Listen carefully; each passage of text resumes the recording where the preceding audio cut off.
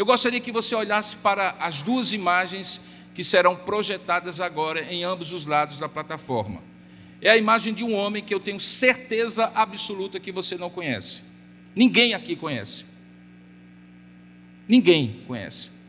Ninguém conhece aqui e ninguém conhece na transmissão. E se conhecer, eu lhe dou uma Bíblia de graça e de presente, caso você conheça. O nome dele, certamente desconhecido de todos, é Mordecai Han. Já ouviu falar dele? Não. Pela foto você percebe que ele já está com o Senhor, um homem crente. Mas eu vou contar a história dele para você passar a conhecer. Mas eu quero conhecer e conversar sobre ele tempos atrás da própria vida dele. Quando havia um homem que era vendedor de calçados. O nome dele era Dwight Moody. Ele tornou-se um grande evangelista. Exerceu uma grande influência na vida de um jovem pregador chamado Frederick Meyer. Meyer, por sua vez, começou a pregar o evangelho nas faculdades. E durante suas pregações, um homem chamado Wilbur Chapman, e aí já estamos falando de 4 pessoas diferentes, foi convertido pelo evangelho. Chapman, então, passou a trabalhar com a Associação Cristã de Moços, lá nos Estados Unidos, e organizou a ida de um ex-jogador de basquete, chamado Billy Sunday, a uma cidade na Carolina do Norte, chamada Charlotte. Ali ele realizou uma série de conferências de avivamento espiritual. E numa dessas conferências, os líderes das igrejas daquela cidade ficaram entusiasmados de tal maneira com aquele efeito de avivamento espiritual que eles planejaram uma campanha evangelística, agora para alcançar pessoas que não conheciam o evangelho.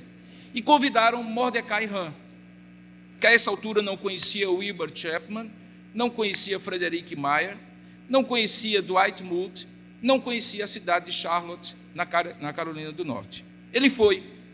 E durante aquele evento, havia um jovem de 15 anos assistindo à pregação dele. Naquela ocasião, ele entregou a sua vida a Jesus Cristo. E nessa corrente do bem da parte de Deus, nessa sequência inusitada, não prevista, controlada apenas por Deus, aquele jovem, aos 15 anos, entregou a sua vida a Jesus Cristo. O nome daquele jovem é Billy Graham. Mordecai Han é o pai espiritual do maior evangelista do século XX. O homem que, segundo as contas, pregou para mais de 2,2 bilhões de pessoas durante o seu ministério. Mordecai Han é desconhecido, Billy Graham não.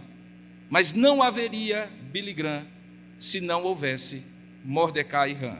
Assista agora o que o próprio Billy Graham diz quando, 24 anos depois, ainda muito jovem, ele traz para junto de si, numa conferência evangelística, o seu pai espiritual chamado Mordecai Han. Veja o que é que ele diz da importância daquele homem para a sua vida. Eu gostaria que soltasse agora o vídeo. We've had a wonderful and thrilling week here at the Cow Palace. People have come to visit us from all over America and, for that part, all over the world. And one of those that flew out all the way from Louisville, Kentucky to be with us this week is a man that takes my mind back 24 years. Because the night that I accepted Jesus Christ as my Savior, he was the evangelist. And of course, Grady Wilson and I and those of us that received Christ under his ministry have been moved this week as we have fellowship with him. He's 81 years of age, one of the great evangelists of our time. I want Dr. Mordecai Ham to come and bring us a word of greeting. Let's give him a welcome to the Cow Palace. Bom, eu vou traduzir pelo menos o que ele vai falar, né?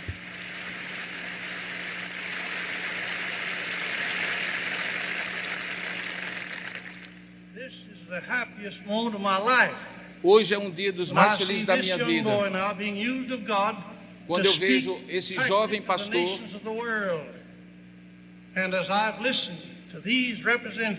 nesse evento evangelista pregando o evangelho para todas as nações. 24 anos depois, o pai espiritual encontra-se com o filho espiritual e o reconhece como um dos maiores evangelistas do século XX. Deixe-me dizer algo para vocês. A maior alegria do cristão é a sua salvação. Mas a segunda maior alegria do cristão é quando ele se torna pai ou mãe espiritual de alguém, quando ele conduz alguém a Cristo. Na sequência da série que nós estamos pregando, Pequenas Pessoas, Grandes Histórias, eu gostaria de pregar agora sobre duas pessoas, além de Mordecai Ham e Billy Graham, um mestre e um discípulo, que levaram outros a Cristo, e ambos, mestre e discípulo, são pequenas pessoas apenas, mas são coadjuvantes de uma grande história, da maior de todas, a história da redenção, diante do protagonista dessa história, que é Jesus Cristo. O que eles fizeram não ficou apenas naquilo que eles fizeram, eles se tornam instrumentos inspiradores para que, assim como Mordecai Ham se tornou pai espiritual de Billy Graham, esses dois homens que de alguma forma foram influentes como facilitadores de encontros de pessoas com Cristo, também possam nos inspirar a imitá-las. Por isso, eu gostaria de convidá-los a ler comigo a palavra de Deus em João capítulo 1, verso 35 a 41, sob o tema facilitadores de encontros com Jesus. João capítulo 1, verso 35 a 41, você pode ver em ambas as plataformas, lados das plataformas sendo projetado, e nós vamos ler a palavra do Senhor, que diz assim: no dia seguinte, estava João, aqui se refere a João Batista, na companhia outra vez de dois dos seus discípulos. E vendo Jesus passar, disse: eis o Cordeiro de Deus. E os dois discípulos, ouvindo-o dizer isto, seguiram Jesus. E Jesus, voltando-se e vendo que o seguiam, disse-lhes: que buscais? Disseram a Jesus: Rabi, que quer dizer mestre, onde tu assistes? E eles responderam, ou ele lhes respondeu: vinde e vede.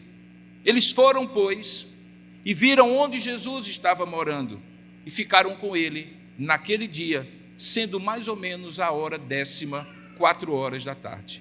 Que Deus use a leitura da sua palavra e a exposição para a sua glória e fale ao nosso coração. Amém. Convido você a orar nesse momento e pedir essa iluminação do alto, para que Deus fale ao seu coração, para que Deus fale ao nosso coração. Ore comigo nesse momento, juntos, pedindo essa bênção do Senhor. Ó Deus amado e querido Pai, nós louvamos e bendizemos, ó Pai, quando vemos na história e na Tua palavra homens que foram usados por Ti para levar outros a Cristo. E nós sabemos que, pequenos como nós somos, assim como eles eram, é um milagre da Tua graça nos usar apesar de quem nós somos. Nós precisamos compreender como o Senhor quer nos usar, como facilitadores de encontros de pessoas com Cristo. E pedimos que, pela Tua graça e misericórdia, o Senhor ilumine a nossa mente agora e abra o nosso entendimento para que a Tua palavra chegue até nós e nos ensine, nos instrua, nos direcione, nos capacite, ó Deus, para ouvir a Tua voz.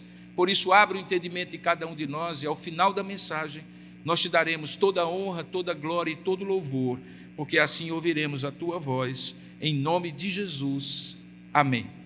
Queridos, na sequência do Evangelho de João, o quarto olhar da palavra de Deus, o Novo Testamento, quando diz aí nesse primeiro versículo do texto que nós lemos, versículo 35, no dia seguinte, essa expressão traz à nossa reflexão a participação de um homem chamado João Batista como testemunha de Jesus, com a missão de ser o seu precursor, anunciando a sua vinda como um arauto do rei.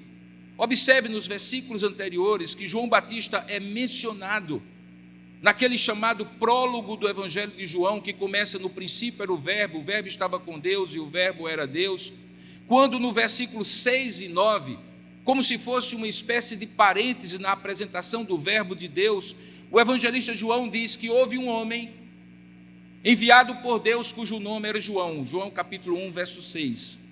E o verso 7 diz que este homem veio como testemunha para que testificasse a respeito da luz, a fim de todos virem a crer por intermédio dele. Ou seja, João Batista é chamado por Deus e nasce com uma missão de ser uma testemunha de Jesus.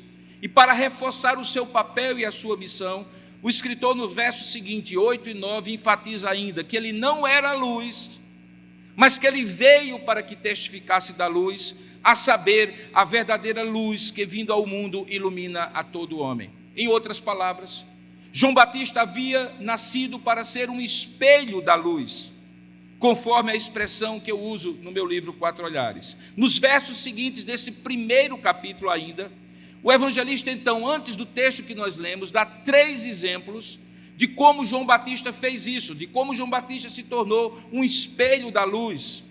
E diga-se de passagem, só o 4º evangelho dá os 3 exemplos seguidos. Os outros evangelhos dão apenas 2, Mateus e Marcos, que contam a mesma história. Então, no verso 15 do capítulo 1 de João, está escrito a primeira ocasião em que João cumpriu a sua missão, sendo o reflexo da luz e dando testemunho de Jesus. É quando ele reconhece a primazia de Jesus em relação à eternidade. Porque, embora João tivesse nascido 6 meses antes de Jesus, humanamente falando, ele era limitado ao tempo, enquanto que Jesus é eterno como Deus e como Filho de Deus.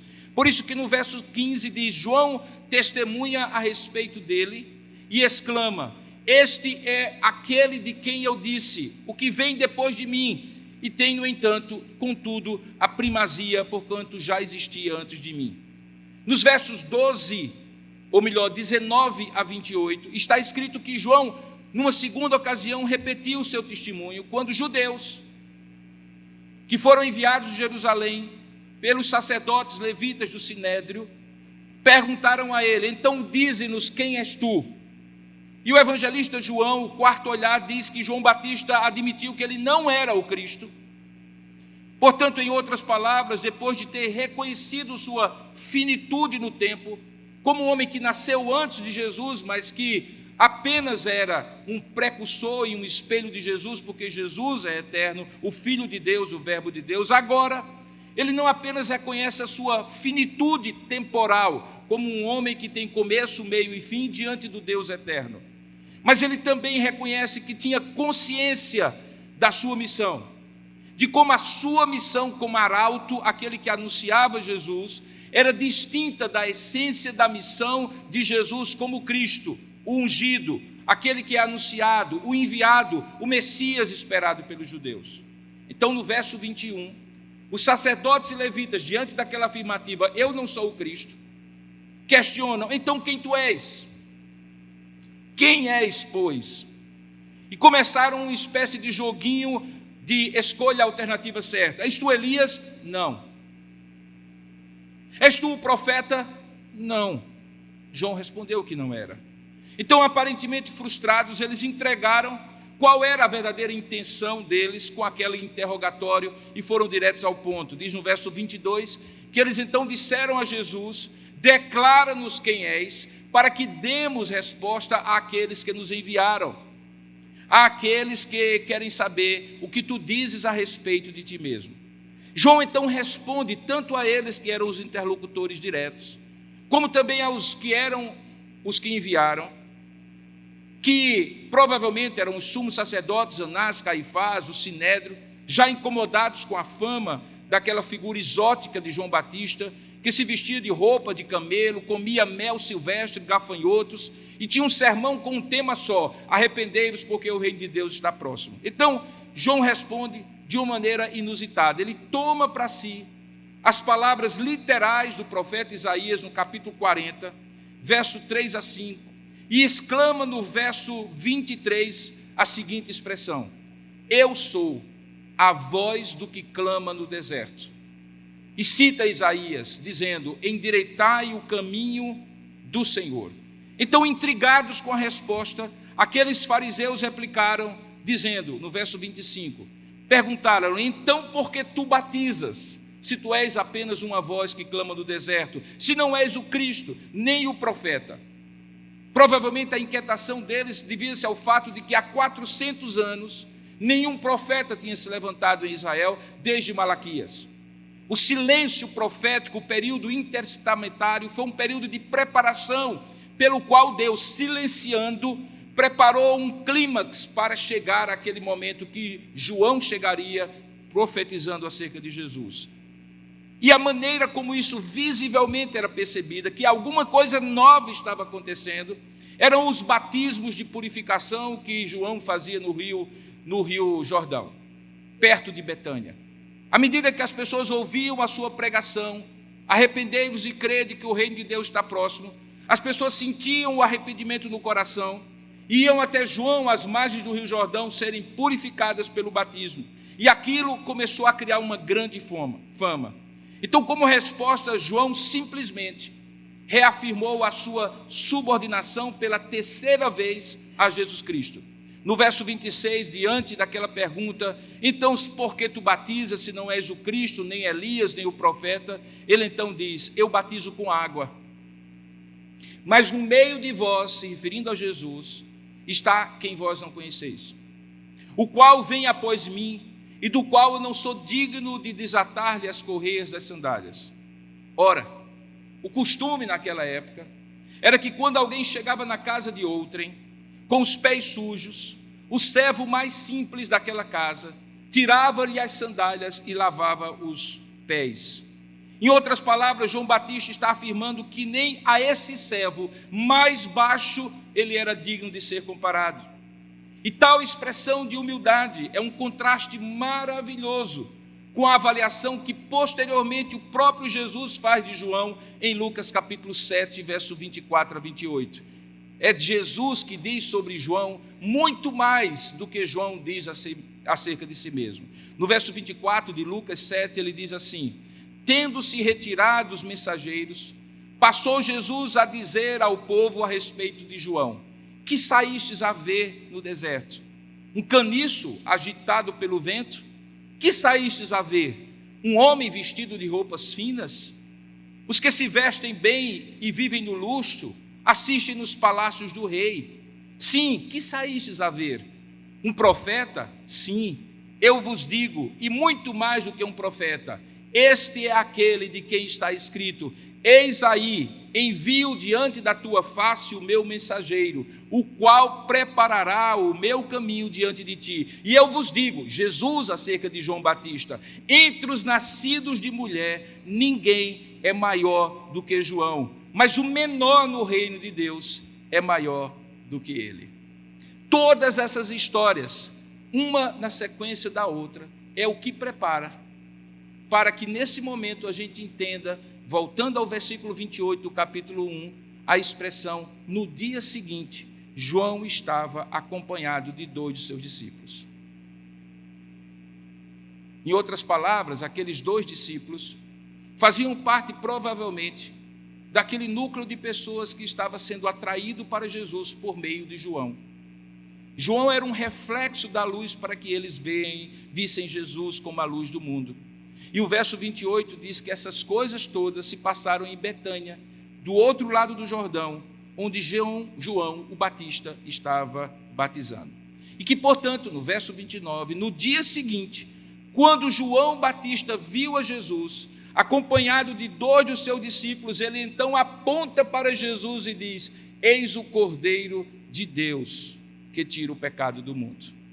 É justamente este, dizia João, a favor de quem eu disse, após mim vem um varão que tem a primazia, porque já existia antes de mim.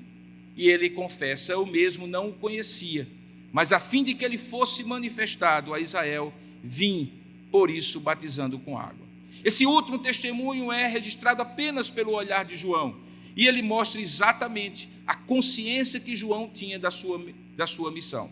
Portanto, somente à luz dessa sequência, é que você entende qual foi o papel de João como um facilitador do encontro daqueles 2 discípulos com Jesus, de que ele não era luz, de que ele não era o mestre que ambicionava ser e ter discípulos como aqueles 2, que ele tinha sido usado como instrumento temporário, parcial, para encaminhar aqueles 2 a Jesus Cristo. Observe no verso 35 e 36 que eles estavam juntos, estava João outra vez na companhia de 2 de seus discípulos, quando ele então diz, eis o Cordeiro de Deus. Esse comentário, outra vez na companhia de 2 de seus discípulos, não era um comentário fortuito, uma exclamação sem propósito, pois fica claro pela reação dos discípulos que imediatamente eles entenderam que todo aquele tempo que tinham estado com João Batista era uma preparação para que eles fossem encaminhados a Jesus Cristo. Eles entenderam que João, todo o tempo, quando preparava o coração deles, estava apontando para Jesus, a fim de mostrar a eles que ali, diante dos olhos deles, estava o cumprimento da promessa e do ensino que ele havia dado aos seus discípulos. Mais uma vez, João é apenas um espelho que aponta para a fonte da luz que ele apenas refletia. E o diálogo que se segue, que nós lemos, é revelador da sua missão. No verso 38, Jesus se volta e, vendo aqueles dois que seguiam, pergunta: que buscais? E eles disseram-lhe: Rabi, que em hebraico e aramaico significa mestre, onde tu assistes? Onde tu serves a Deus? Onde podemos estar contigo? Qual é o lugar onde fazes o teu discipulado com aqueles que te seguem? E então Jesus responde no verso 39, venham e vejam. Era um convite a uma convivência, era um convite a uma comunhão, porque diferentemente dos tempos modernos em que professores e alunos têm um encontro reduzido, pontual, sem muitas pretensões a não ser passar informações, a relação do discípulo com o mestre nos tempos bíblicos era uma relação de fomento à piedade, de crescimento espiritual, de investimento na vida de alguém, de formação daquele discípulo para se tornar um discípulo de Deus.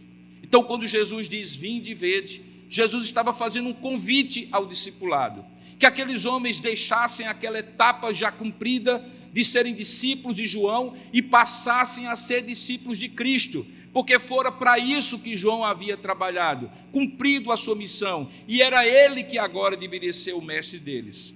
O texto diz no verso 39, que eles foram, pois, e viram onde Jesus estava morando, e ficaram com ele aquele dia. E há um detalhe, ficaram com ele aquele dia, sendo mais ou menos a hora 10ª, 4 horas da tarde. Provavelmente o sol já se pondo, em poucos minutos depois que eles ali chegaram às 4 horas da tarde, eles provavelmente passaram a noite onde Jesus morava, onde Jesus estava, e começava ali o discipulado, a caminhada daqueles dois homens que agora deixavam de seguir João Batista para seguir a Jesus. João havia cumprido a sua missão, havia sido espelho da luz, havia indicado Jesus, e agora a sua missão cumprida era agora assumida por Jesus. Nos versos seguintes que nós não lemos e que eu lhe convido agora a acompanhar, fica claro então o resultado que João Batista já havia acabado ao cumprir a sua missão. Pois é dito que um daqueles discípulos tinha nome, ele era André, verso 40. Ele veio a ser o irmão de Simão Pedro, um dos dois que tinham ouvido o testemunho de João e passado a seguir a Jesus. E como Mordecai Ram foi o pai espiritual de Jesus, o pai espiritual de Billy Graham, Jesus passa a ser o mestre de André e de Pedro, o irmão de André, por causa do trabalho que André faz como facilitador. E como é que nós podemos chegar a essa conclusão e saber que João então havia cumprido a sua missão e que agora uma nova etapa? Porque depois de ouvir o seu testemunho, os discípulos não estacionaram no conhecimento e na convivência que haviam recebido e usufruído deles. Eles entenderam que João testemunhou de Jesus e preparou-os para seguir não a si mesmo, mas seguir a Jesus. Porém, a influência abençoadora de alguém que se torna um condutor e um discipulador de pessoas para Cristo, vai além dos resultados imediatos. No verso 41, o texto diz que André, ex-discípulo de João Batista, e agora discípulo de Jesus, ele toma uma decisão. Ele toma a decisão de, primeiramente, achar ao seu próprio irmão Simão, a quem disse, achamos o Messias, que quer dizer o Cristo. E aí, diz o texto no versículo 42, que uma vez tendo achado o seu próprio irmão e testemunhado para ele, ele o levou a Jesus. E Jesus, olhando para ele, Simão, diz, tu és Simão, o filho de João, e tu serás chamado a partir de agora, Cefas, que quer dizer Pedro.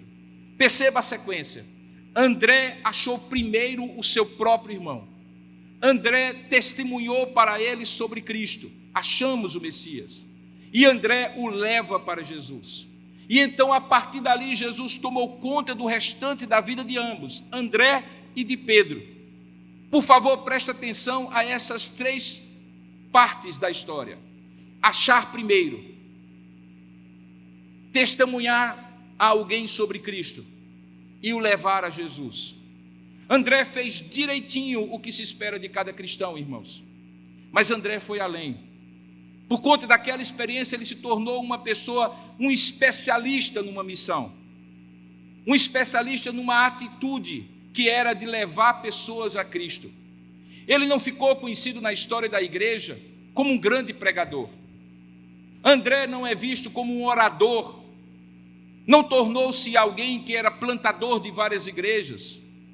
Olhar a biografia dele, olhar a biografia de Pedro, o seu irmão, olhar a biografia dele, olhar a biografia de Paulo, o grande apóstolo aos gentios, é uma comparação extremamente desfavorável a André nesse aspecto. Mas André se tornou um grande facilitador de encontros de pequenas pessoas como ele com Jesus, que é o grande protagonista da grande história da redenção. Vou lhe dar pelo menos 2 exemplos que a Bíblia registra de como André se tornou esse facilitador dos encontros com Jesus. Abra sua Bíblia em João capítulo 6, verso 8. Estamos diante de um grande desafio. Uma multidão havia se aproximado de Jesus e agora o dia já declinava e a multidão estava faminta. Diante daquela situação, logo a necessidade ficou clara. Como prover comida para aquele povo? E você já me viu pregando recentemente de um rapazinho que tinha 5 pães e 2 peixinhos, que tinha levado provavelmente para o seu lanche e daquelas pessoas que estavam ao seu redor. Ele é instrumento de Deus para Jesus, pegando aqueles 5 pães e 2 peixinhos, multiplicar e alimentar uma multidão de mais de 5.000 pessoas. Mas a pergunta é, quem levou aquele rapazinho a Jesus? E aí nós encontramos André. Diz o texto no verso 8, que um dos seus discípulos, chamado André, irmão de Simão Pedro, informou a Jesus, está aí um rapaz que tem 5 pães de cevada e 2 peixinhos. Mas o que é isso para tanta gente? Aquele menino se tornou o provedor da condição básica para Jesus operar o milagre, quando lhe ofereceu os pães e os peixes. Mas aquele menino não teria chegado a Jesus se André não tivesse o encontrado. André havia encarnado a missão de ligar os pontos entre as pessoas e Jesus, se tornar um facilitador para que pessoas tivessem um encontro com Jesus. Vou lhe dar um segundo exemplo, agora no final do Evangelho de João, capítulo 12, verso 20 a 22. Ele e um outro discípulo chamado Filipe, ambos judeus, são procurados por gentios, que o texto diz gregos, que é um termo intercambiável, um termo semelhante a gentio, significa alguém que não falava hebraico ou eventualmente não seguia a religião judaica. Estava perto daquela festa, a grande festa, e no verso 20 diz que entre os que subiram para adorar durante a festa, havia alguns gregos, provavelmente prosélitos, interessados no judaísmo ou já comprometidos com o judaísmo, mas não eram judeus ainda. E diz o texto no verso 21 que estes, pois, se dirigiram a Filipe, que era de Betsaida da Galileia, e lhe rogaram, Senhor, queremos ver Jesus. O que é que Filipe faz? Diz o texto que Filipe foi a quem? A André. E André e Filipe comunicaram a busca daqueles homens a Jesus. Perceba então, queridos, que André, a partir daquela primeira experiência de preparar 2 discípulos, ou de ser preparado por João Batista como um dos 2 discípulos, e levar o seu irmão Pedro para conhecer Jesus, ele se torna alguém que entende que a sua missão talvez não seja de se tornar um grande pregador, como Pedro, mas de se tornar alguém que faz a conexão de poucas pessoas, ou de uma pessoa de cada vez com Jesus Cristo. E eu quero lhes dizer que da mesma maneira como Mordecai Hahn se tornou um homem importante para a história da igreja, por ter sido apenas fiel em pregar o evangelho naquela noite evangelística em Charlotte, North Carolina. E ali está aquele jovem chamado Billy Graham. É possível que você e eu possamos estar por meio de um contato, de uma ligação e de uma facilitação de alguém que é encaminhado a Jesus Cristo, exercendo um papel na história que nós não conhecemos, de um facilitador de encontros de pessoas com Cristo. A eternidade avaliará o papel de cada um, mas ao mesmo tempo que tem Deus missão para alguns de pregar o Evangelho a multidões como Billy Graham, Deus também tem missão para você, com os dons e talentos que Deus lhe deu, para que você possa ser aquele que ligue como um elo pessoas a Cristo. O que é que nós podemos então aprender, tanto da história de Mordecai Ham como a história de André? A mesma lição que aprendemos e que queremos aplicar hoje. Primeiramente é que seja João Batista, seja Mordecai Ham, ou qualquer um de nós, quando um discípulo de Jesus, preste bem atenção nisso, se dispõe a ser espelho que reflete a verdadeira luz, o foco de todos se volta não para ele, mas se volta para Jesus. E nós nos entendemos e percebemos que somos apenas facilitadores de encontros de pessoas com Cristo. E é preciso que nós nos entendamos assim, porque nós só somos isso, facilitadores para pessoas encontrarem a Cristo. Mas podemos ser facilitadores intencionais, e talvez esse seja o grande desafio, para que você não perca tempo, nem as oportunidades que você tem na vida, e deixe-as passar por você, sem deixar no coração das pessoas uma palavra apenas: eis o Cordeiro de Deus que tira o pecado do mundo. A segunda lição que podemos aprender é que ter a influência de um verdadeiro discípulo facilitador da caminhada de outros discípulos com Cristo influencia não apenas aquela pessoa, mas várias gerações de futuros discípulos, e torna a sua missão exponencial, a ponto de que, se fosse possível falar assim, você se torna pai, avô, bisavô, trisavô de gerações e gerações que Deus usou a sua vida para alcançar, porque você não deixou de ser um André, um facilitador do encontro de filhos espirituais que você gerou, ou que outros que você gerou geraram nas futuras gerações. Terceiro, é que essa missão pode ser feita com apenas 3 atitudes, as mesmas atitudes que André tomou. Primeiro, achar quem é seu próprio irmão. Literalmente, Pedro era irmão de André. Mas agora eu me reporto àquela parábola do bom samaritano, quando alguém pergunta: Senhor, quem é o meu próximo?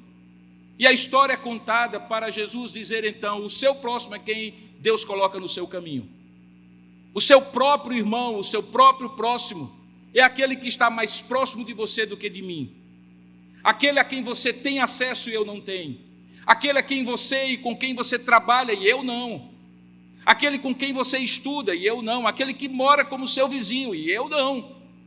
Assim como o meu próximo, o meu próprio irmão, é aquele que mora perto de mim, com quem eu trabalho, com quem eu convivo. E acerca de quem eu tenho a responsabilidade de ser o André que facilita o encontro dessa pessoa com Cristo. Então, o seu próprio irmão significa aquele que você tem mais acesso, que tem mais proximidade com você do que qualquer outro cristão. Quem são eles? Quem vem à sua mente? Que rostos você agora lembra na sua memória que é o seu próprio irmão? O que são o seu próprio irmão? Quem são aquelas pessoas que qualquer outra pessoa pode alcançar, mas Deus provavelmente colocou no seu caminho para que você alcance? Acerca de quem nós estamos falando? Quando André é impactado pela revelação de que agora a obra de João havia concluído com ele, e que Jesus é apontado como o Cordeiro de Deus, a primeira coisa que ele faz é voltar-se para o seu irmão e dizer: não pode ser bom apenas para mim, precisa ser bom também para meu irmão Simão. E encontra o seu próprio irmão, um ato natural de solidariedade, de compaixão, de compromisso com aqueles que Deus coloca na provisão dele, na nossa história, como familiares, como vizinhos, como colegas de trabalho e assim por diante. Quem é o seu próprio irmão? A sua primeira atitude é achá-los.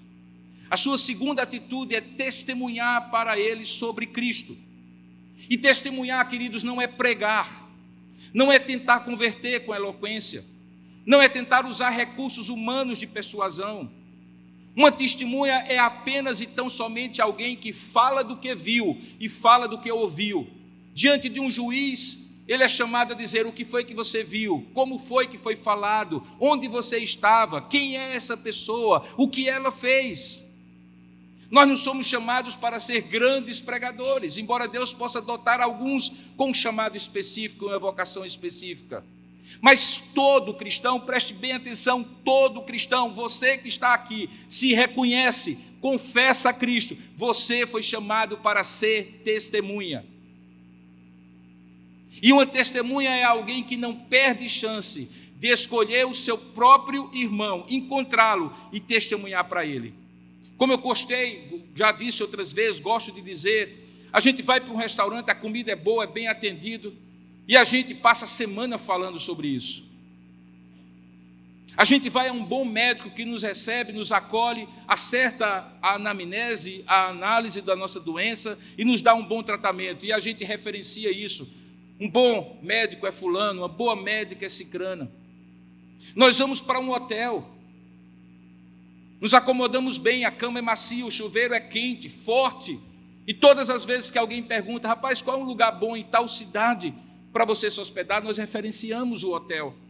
E a grande pergunta, queridos, é porque nós não referenciamos a Cristo. Se Ele é a maior bênção que nós recebemos na terra, porque nós não testemunhamos quem Ele é para nós. Ele é o Cordeiro de Deus. Porque não testemunhamos o que Ele tem feito por nós. A minha vida era assim, eu encontrei a Cristo, ela se tornou assim. É isso que André faz para Pedro.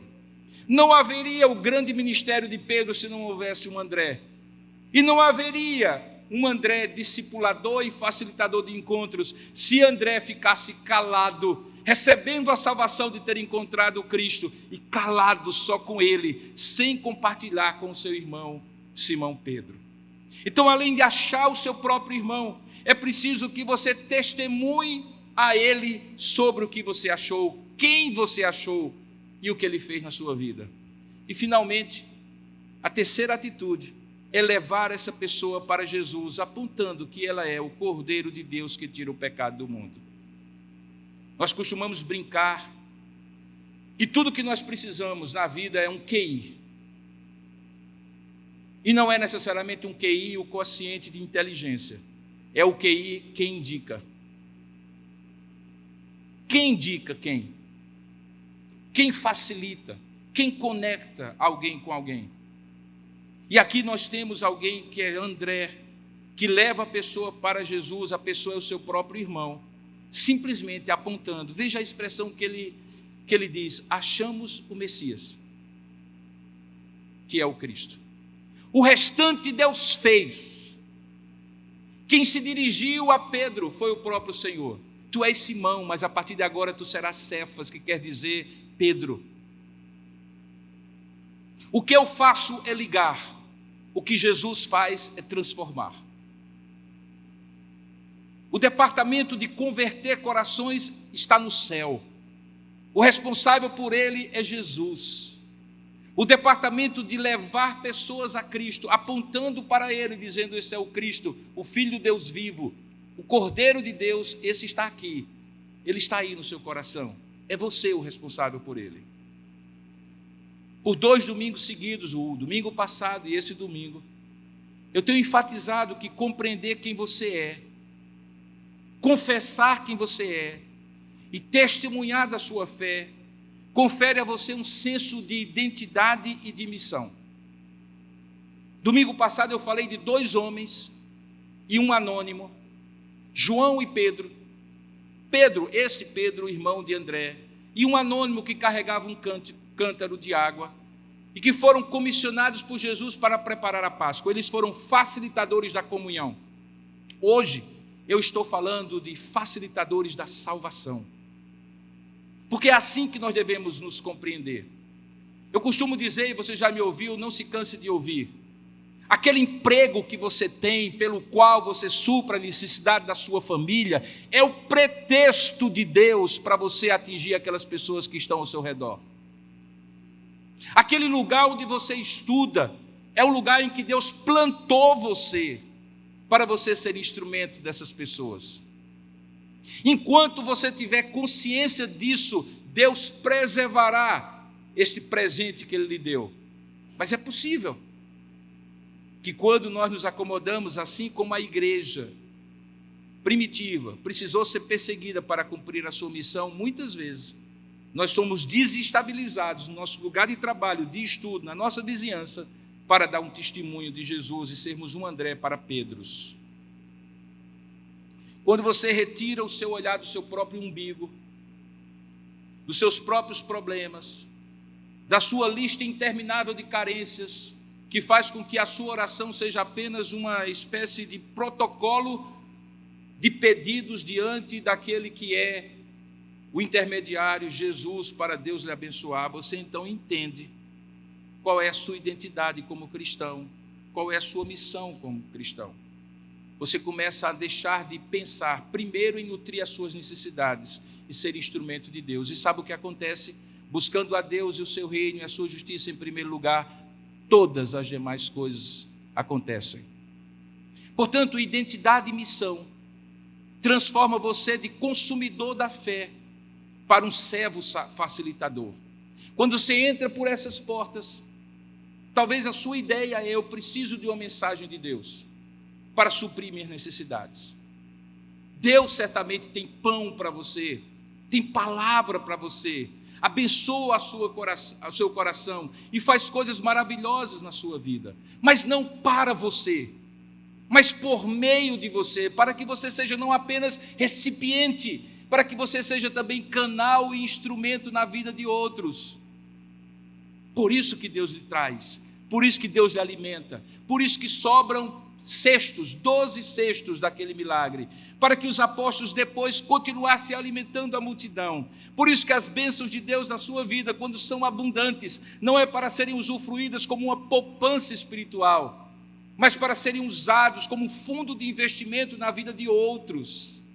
É isso que dá identidade a você. Sabe aquelas angústias, ansiedades e estados de emoção que muitas vezes fazem você pensar: o que é que eu estou fazendo na vida?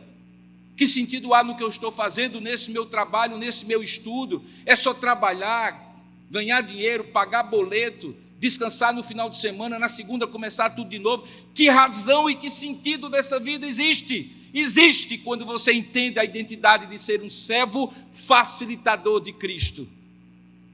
Quando você assume essa missão, quando você se torna um André para Pedros e para tantos outros. Isso não foi diferente com João Batista em relação a Jesus, permitindo que João então entendesse a sua missão. Isso já era uma identidade e uma missão. Eu sou a voz que clama no deserto, e apenas isso. Era uma voz solitária, mas poderosa.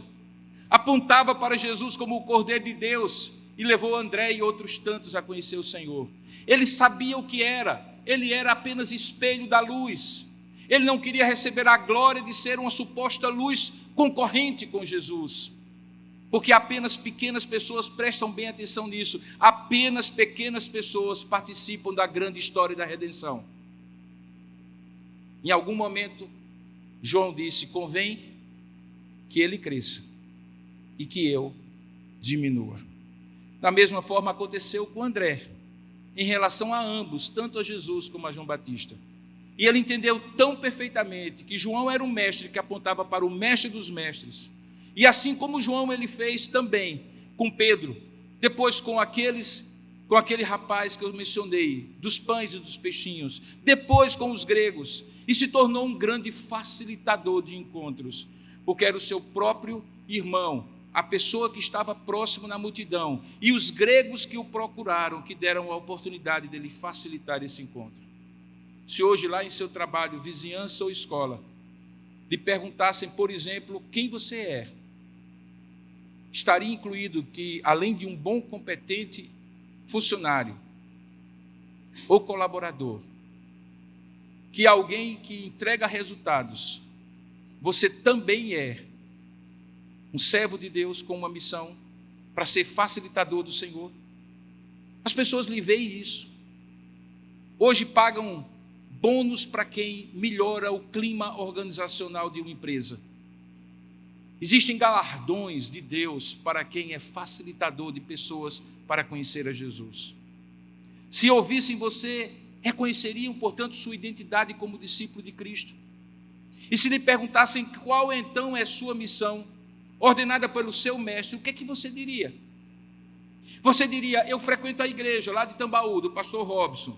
Lá eles falam de Jesus, eu gosto muito dos louvores, gosto muito da pregação, gosto muito do ambiente. É isso que é a sua identidade, frequentador de igreja?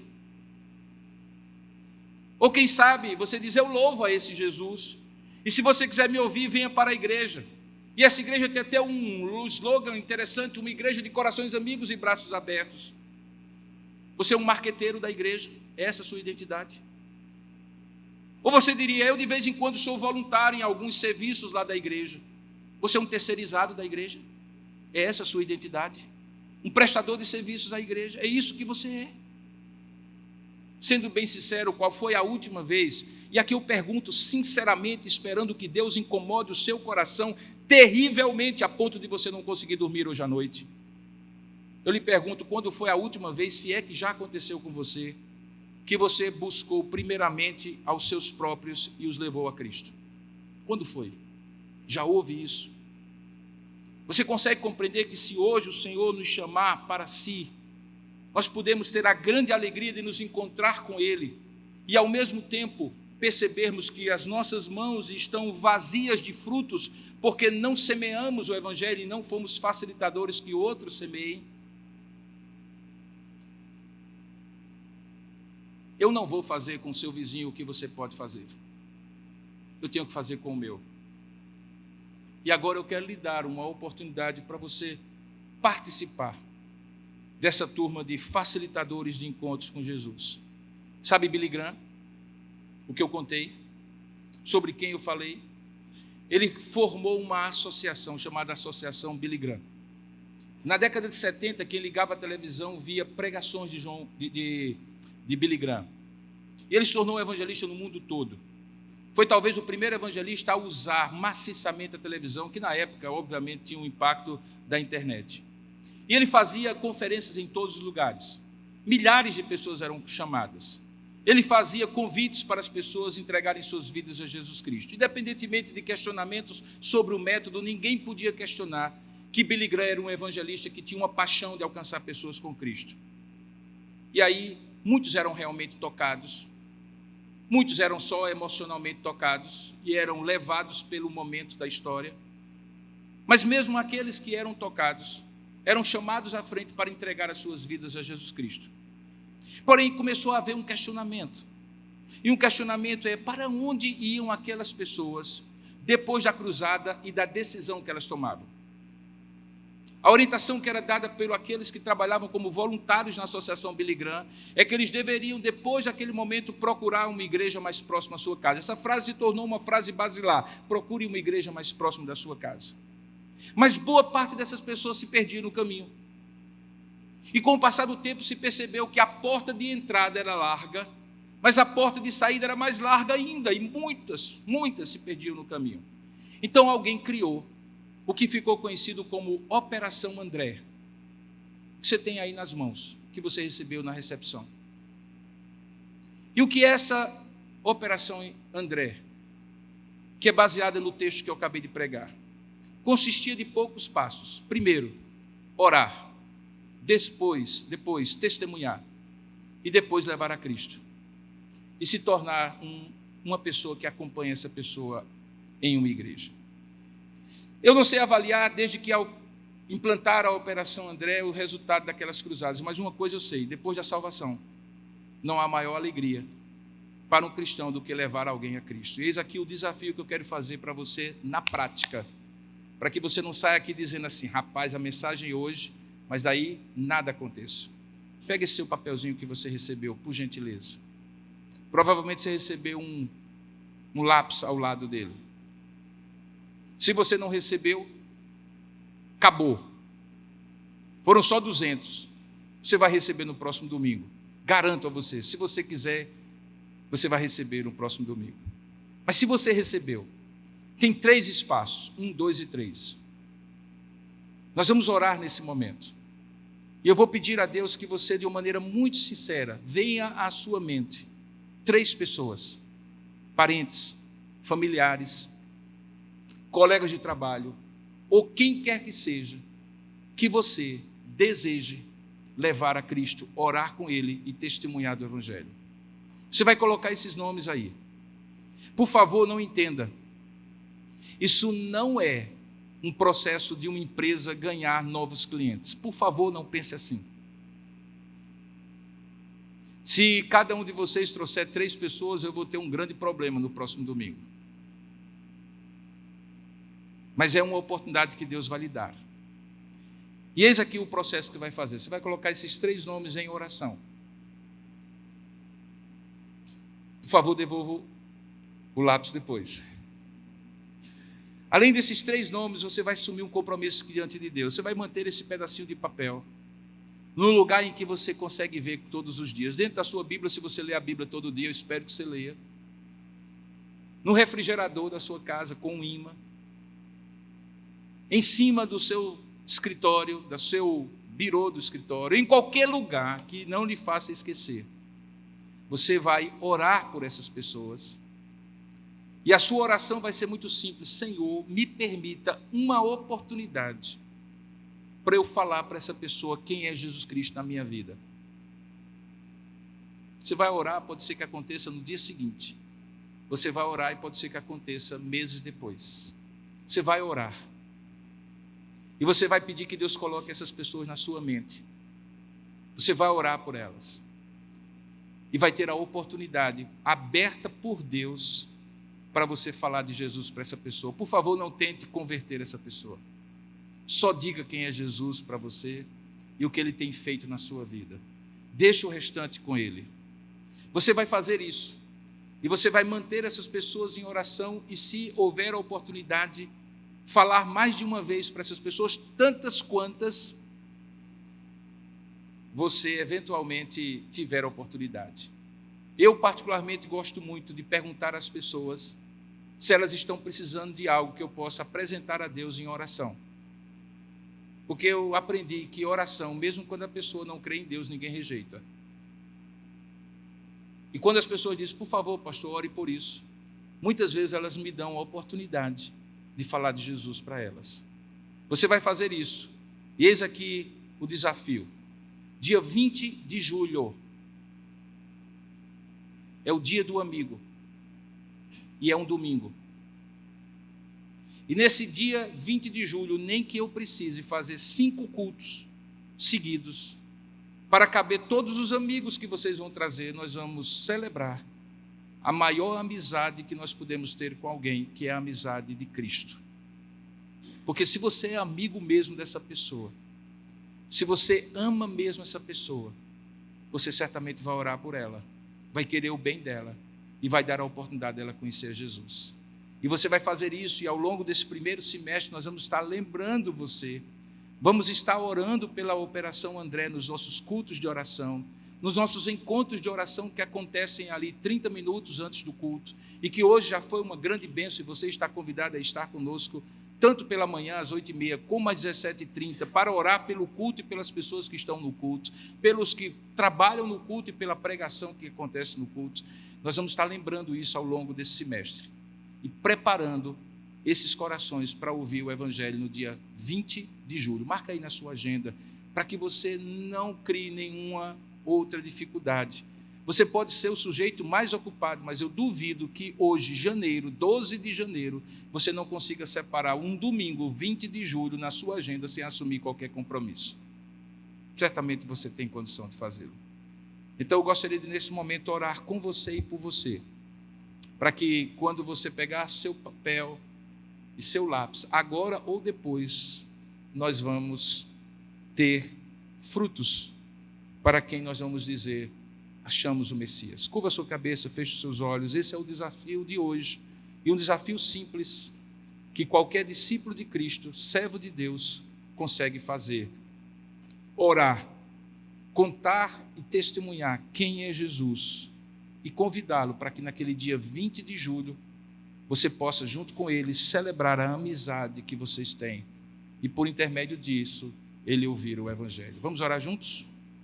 Ó Deus amado e querido Pai, nós colocamos a nossa vida agora diante de Ti, e particularmente esse desafio que recebemos do Senhor, de sermos os Andrés para muitos Pedros que nós conhecemos, em casa, na família, no trabalho, nos estudos, onde o Senhor nos colocar. Por isso eu te peço, Senhor, que não tomemos isso como um compromisso que assumimos com pessoas. Quando dizemos, não, tudo bem, vamos combinar o dia, e nos esquecemos do segundo seguinte. Pai, nos ajuda a compreender que esse compromisso agora é assumido diante de Ti, e que é um compromisso simples, não nos custará nada, a não ser a decisão e o próprio compromisso. Coloca na mente dos Teus filhos e filhas agora, aqueles nomes que o Teu Espírito mesmo, lembra-os agora, por quem eles vão orar, porque eles amam essas pessoas, porque são os seus próprios, aqueles com quem eles convivem, e que o Senhor deseja usá-los.